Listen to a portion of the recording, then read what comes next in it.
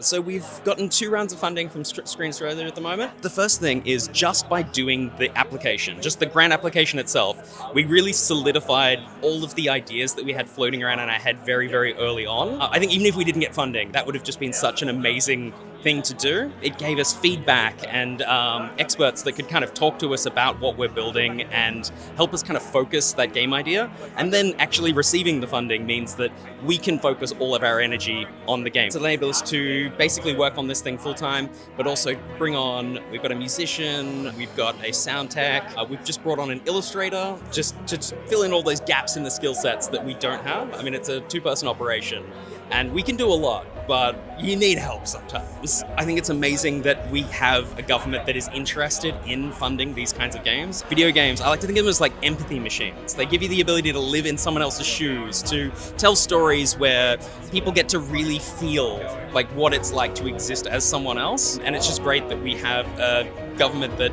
considers that part of the arts funding, because it is such an amazing cultural, impact. And especially with indie games, a little bit of funding can go such a long way. To me, it just shows like a lot of care about the industry. And looking around at how many people have received that funding and what cool things are being made, like it's just made such an impact. It's just been amazing, like from every angle.